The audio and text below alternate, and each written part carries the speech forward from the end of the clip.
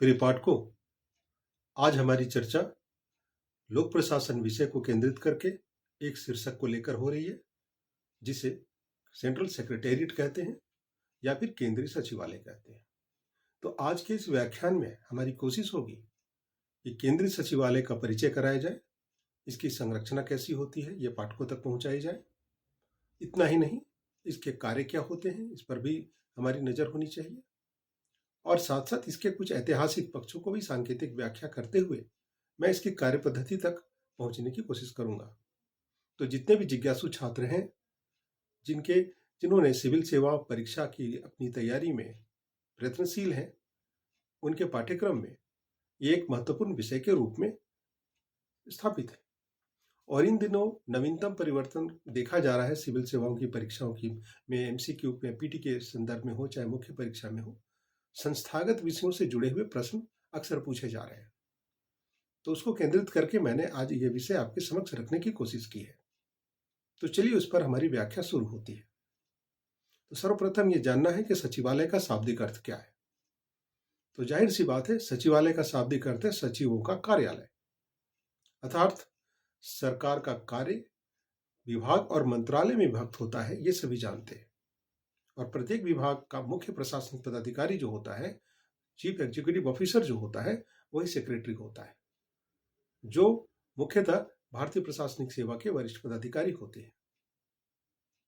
जबकि विभाग या फिर कहा जाए मंत्रालय राजनीतिक कार्यपालिका के अधीन होता है, यानी कि मंत्रियों के अधीन कार्य करता है।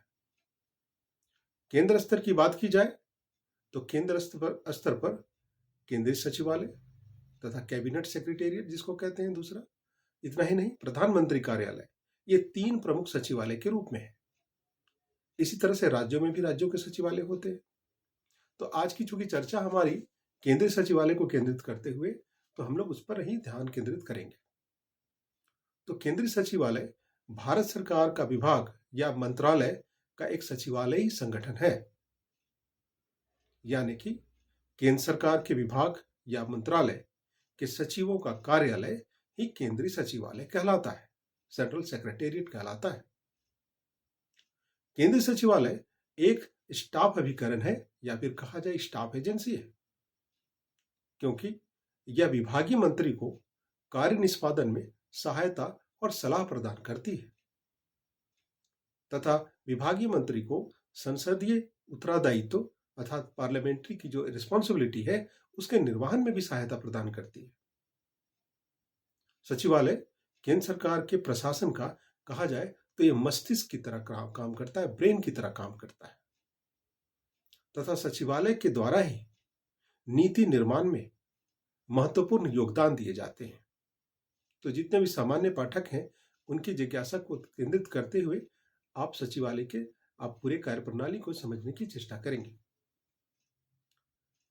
सचिवालय के द्वारा विभागों के लिए कार्यक्रम बनाए जाते हैं, परियोजनाएं बनाई जाती हैं। इस तरह का निर्धारण सचिवालय के द्वारा ही होता है तथा इसके क्रियान्वयन के लिए जो पर्यवेक्षण का कार्य जो है सचिवालय ही करता है। और जितने भी कार्यक्रम परियोजनाएं होती हैं, जो प्रोग्राम प्रोजेक्ट्स होते हैं, उनका मूल्यांकन भी सचिवालय के द्वारा ही किया जाता है। केंद्रीय सचिवालय की बात हो रही है अभी। केंद्रीय सचिवालय पदसोपान में, इसकी जो प्रशासनिक पदसोपान है, हायरार्की की शीर्ष परंपरा में एक महत्वपूर्ण स्थान रखता है। अर्थात इसका जो हायरार्की है उसमें आपको प्रधान सचिव चाहे सचिव है, और फिर उसके नीचे ज्वाइंट सेक्रेटरी अर्थात संयुक्त सचिव, उसके बाद उप सचिव, अवर सचिव, इस तरीके से अनुभाग पदाधिकारी, सेक्शन ऑफिसर को लेते हुए एक लंबी चौड़ी श्रृंखला होती है।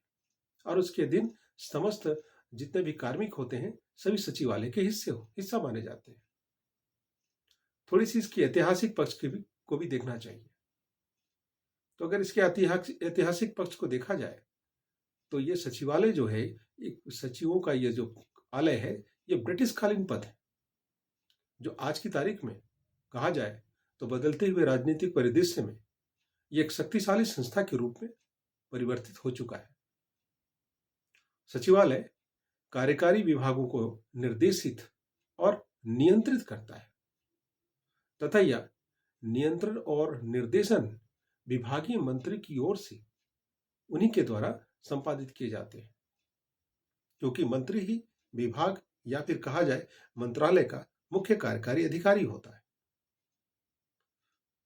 अब थोड़ी सी चर्चा भारत में सचिवालय की परंपरागत और अवधारणा को लेकर की जाए तो कहा जाए कि भारत में सचिवालय एक परंपरागत अवधारणा के रूप में स्वीकार किया गया है तथा सामान्य रूप से सचिवालय निम्न कार्यों को इस तरह से देखा जाए, कुछ कार्य है उसको संचालित करते हैं, जैसे कि नीति निर्माण में मंत्रियों को सहायता प्रदान करना, मंत्रियों को विधायी कार्य में निर्वहन में सहायता प्रदान करना, मंत्रियों को निर्णय लेने में सहयोग देना। इतना ही नहीं, विभाग से संबंधित तथ्यों एवं आंकड़ों का संग्रहण करना। इतना ही नहीं, इसके साथ साथ विभिन्न जो सरकारी प्रशासनिक संस्थाएं होती हैं और इकाइयां होती हैं, उनके मध्य एक तरह से ये संचार सूत्र की भूमिका भी निर्वाह करते हैं। तो इससे समझ में आता है कि केंद्रीय सचिवालय की कितनी महत्वपूर्ण भूमिका है। इसके साथ साथ जितने भी कार्यपालक विभाग होते हैं उनके लिए कार्यकाल परियोजना तैयार करना, उनका निर्माण करना और उनके क्रियान्वयन के साथ साथ उनका पर्यवेक्षण करना, इस समस्त दायित्व केंद्रीय सचिवालय के अंतर्गत आता है। जैसा कि मैंने कहा कि इसके कुछ ऐतिहासिक पक्षों की भी चर्चा कर ली जाए तो कहा जा सकता है कि केंद्रीय सचिवालय ब्रिटिश की देन मानी जाती है तथा इसका वास्तविक उदय भारत में देखा जाए तो 1773 ईस्वी से आरंभ माना जाता है, जब बंगाल के गवर्नर जनरल की सहायता के लिए अधिकारियों का एक समूह उस वक्त नियुक्त किया गया था जो उनको प्रशासकीय कार्यों में उन्हें सहयोग करते थे, जो आगे चलकर कालांतर में केंद्रीय सचिवालय का रूप पा गया। 1833 ईस्वी में केंद्रीय सचिवालय में वाणिज्य विभाग जुड़े हुए थे, जिसे उस वाणिज्य विभाग को उसमें से हटा दिया गया, समाप्त कर दिया गया तथा राजस्व एवं वित्त विभाग, फाइनेंस डिपार्टमेंट का गठन कर दिया गया। इतना ही नहीं, तथा जितने भी केंद्रीय विभागों को सामान्य एवं असाधारण वर्गों में भी विभाजित कर दिया गया। जब हमारा देश आजाद हुआ तो 1948 ईस्वी में केंद्रीय सचिवालय में लगभग कहा जाए तो 18 विभाग थे और 97 तक आते आते 1997 तक आते आते विभागों की संख्या बढ़कर लगभग 81 हो गई। इस तरह से देखा जाए तो समय के अंतराल में विभागों की संख्या सचिवालयों में बढ़ती रही है।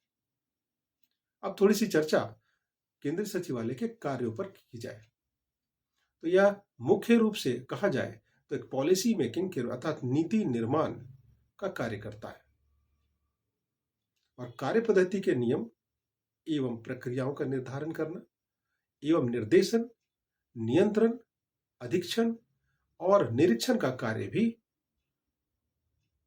केंद्रीय सचिवालय के द्वारा ही किया जाता है तथा जितने भी कार्यपालिक विभाग होते हैं अर्थात जितने भी एग्जीक्यूटिव डिपार्टमेंट्स होते हैं, इनको निर्देशन और मार्गदर्शन ये केंद्रीय सचिवालय के द्वारा ही प्राप्त होता है। और इतना ही नहीं, उनके कार्यों का इवोल्यूशन अर्थात मूल्यांकन भी केंद्रीय सचिवालय ही करती है।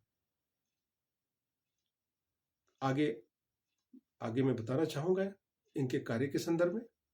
तो कार्यपालिका विभागों के लिए जितने भी प्रोग्राम प्रोजेक्ट्स का निर्माण करना सचिवालय के द्वारा ही होता है तथा इसके संदर्भ में इसका जो इम्प्लीमेंटेशन है, जो इसको क्रियान्वयन है, उसके क्रियान्वयन में नियंत्रण रखना और निर्देशन सचिवालय के द्वारा ही किया जाता है। तो इतनी सारे विस्तृत नेटवर्क पर सचिवालय अपनी महती भूमिका निभाता है। अगर सरकारी हैंडबुक, गवर्नमेंट हैंडबुक के अनुसार देखा जाए तो केंद्रीय सचिवालय का कार्य इस तरह से देखा जा सकता है कि नीति निर्धारण एवं नीतियों के संशोधन पर मंत्रियों को सहायता करना, दूसरा विधान, नियम और विनिमय का निर्णय करना, तीसरा क्षेत्रीय योजनाओं के कार्यक्रम तैयार करना और विभागों के कार्य के लिए बजट तैयार करना और बजट के अनुसार व्यय पर नियंत्रण करना। साथ साथ जितने भी नए प्रोग्राम्स होते हैं, नवीन कार्यक्रम जो होते हैं, उसकी योजनाओं पर वित्तीय एवं प्रशासनिक स्वीकृति प्रदान करना भी सेंट्रल कैबिनेट से सेंट्रल सेक्रेटेरिएट का काम है। इतना ही नहीं, विभाग से संबंधित जितने भी कार्यपालिका विभाग होते हैं, जितने भी अधीनस्थ विभाग होते हैं, जिसको सबऑर्डिनेट डिपार्टमेंट्स कहते हैं और उनसे जो एसोसिएटेड डिपार्टमेंट्स होते हैं, उनका भी पर्यवेक्षण करना और नियंत्रण करना केंद्रीय सचिवालय के अंतर्गत, क्षेत्राधिकार के अंतर्गत आता है। इतना ही नहीं, नीतियों की व्याख्या करते हुए नीतियों में समन्वय लाना, कोऑर्डिनेशन लाना, ये केंद्रीय सचिवालय का ही कार्य है। तो इस देखा जाए तो केंद्रीय सचिवालय केंद्रीय प्रशासन का एक प्रशासनिक केंद्र बिंदु है, क्योंकि केंद्र सरकार के कार्य के लिए नीति निर्माण का कार्य करना, कार्यक्रम का निर्माण करना और कार्य प्रक्रिया का निर्माण एवं उसका इवोल्यूशन करना, मूल्यांकन करना, ये केंद्रीय सचिवालय के द्वारा ही किया जाता है। अतः यह कहा जा सकता है कि केंद्रीय सचिवालय केंद्रीय प्रशासन का, बिल्कुल कहा जाए तो जैसा कि मैंने शुरू में कहा, यह ब्रेन की तरह काम करता है, मस्तिष्क की तरह काम करता है। अब थोड़ी इसकी कार्य पद्धति पर भी चर्चा कर ली जाए। तो सचिवालय के कार्य करने की जो पद्धति है, एक निश्चित प्रोसेस के तहत ये कार्य करती है, जिसमें नीति संबंधी प्रश्नों पर मंत्री एवं सचिव दोनों विचार विमर्श करते हैं और विचार विमर्श के आधार पर सचिव के द्वारा टिप्पणी तैयार की जाती है और यही यदि मंत्री के द्वारा टिप्पणी को स्वीकार कर लिया जाता है तो निर्णय को अंतिम रूप में स्वीकार कर लिया जाता है। सचिवालयों के कार्य के निष्पादन की दो पद्धतियां प्रचलन में मानी जाती हैं। एक अनुस्थापक व्यवस्था। अनुस्थापक व्यवस्था के अंतर्गत सचिवालय के में कार्य का आरंभ अनुभाग पदाधिकारी, जिसको सेक्शन अफसर कहते हैं, उसके द्वारा किया जाता है तथा उचित सामग्रियों के साथ फाइल उच्चतम अधिकारियों की ओर अग्रसारित कर दिया जाता है। और जो परंपरागत प्रणाली की जो तौर तरीके हैं, इसके मोडस ऑपरेंडी, जो कार्य करने का तरीका है, इस प्रणाली के तहत अधीनस्थ अधिकारियों के द्वारा समस्याओं का परीक्षण किया जाता है और उसके बाद उच्च पदाधिकारियों के समक्ष वो पत्र या प्रपत्र जो है सो अनुशंसा हेतु भेज दिया जाता है। इसी तरह जो प्रपत्र रजिस्ट्री कार्यालय के द्वारा प्राप्त होते हैं, वे भी अनुभाग पदाधिकारी के द्वारा ही वर्गीकृत करते हुए उस पर उनके टिप्पणियों के साथ अपने उच्च पदाधिकारियों तक प्रेषित कर दिया जाता है। खासकर अवर सचिव के पास पहली बार अनुभाग पदाधिकारी के द्वारा प्रेषण किया जाता है और वे अपने ज्यूरिडिक्शन से, वे अपने अधिकार क्षेत्र से उन फाइलों पर अंतिम निर्णय लेने की वे अधिकृत होते हैं। किंतु कुछ ऐसे मामले संभावित हो सकते हैं, जो महत्वपूर्ण मामले हो सकते हैं, उन पर वो टिप्पणी के साथ अपने उच्च पदाधिकारी अर्थात डिप्टी सेक्रेटरी अर्थात उप सचिव तक प्रेषित कर सकते हैं अर्थात फॉरवर्ड कर देते हैं। और ऐसी स्थिति में उप डिप्टी सेक्रेटरी पदधारक व्यक्ति भी अपने ज्यूरिडिक्शन के तहत, अपने क्षेत्राधिकार के तहत उस फाइल पर या उस पर अपना निष्पादन कर सकता है। लेकिन अति महत्वपूर्ण मामलों पर वह मामला पुनः संयुक्त सचिव तक चला जाता है अर्थात वहां तक प्रेषित किया जाता है। इस तरह की प्रक्रिया संयुक्त सचिव से होते हुए अंतिम स्थिति सचिव तक चली जाती है। तो कुल मिलाकर कोशिश ये होती है कि जितने भी ऐसे मामले हों, ऐसे प्रपत्र हों, इनका निष्पादन अधीनस्थ अधिकारियों के द्वारा ही कर दिया जाए अर्थात अंतिम कोई अति महत्वपूर्ण मामले ही सचिव तक भेजे जाते हैं और उसके बाद वो मामले पर विचार विमर्श हेतु संबंधित विभाग के मंत्रियों के द्वारा उस पर चर्चा की जाती है और उसके बाद पुनः जब वो वहां से हस्ताक्षरित हो जाता है तो पुनः क्रियान्वित होते हुए नीचे तबके के अधीनस्थ अधिकारियों तक प्रेषित कर दिया जाता है। तो ये इसकी परंपरागत प्रणाली हुई जो सचिवालय के कार्य करने की शैली थी। तो आज के इस व्याख्यान में हमने परिचय के संदर्भ में सर्वप्रथम केंद्रीय सचिवालय का परिचय बताया और इसके ऐतिहासिक पक्षों का सांकेतिक विवरण करते हुए मैंने इसके कार्यों पर पाठकों का ध्यान आकर्षित करने की कोशिश की और इसकी कार्य पद्धति को बताते हुए इस व्याख्यान को मैं यहाँ तक पहुँचाया।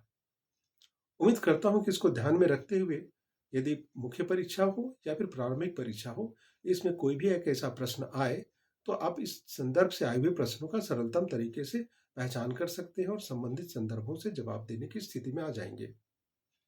तो आज के इस व्याख्यान को मैं यहाँ समाप्त करता हूँ। फिर किसी नए वीडियो में आप तक पहुँचने की कोशिश करूँगा। आप हमारे वीडियो को लगातार देखते रहें। मैं अगली वीडियो में जल्द ही मिलता हूँ। तब तक के लिए धन्यवाद।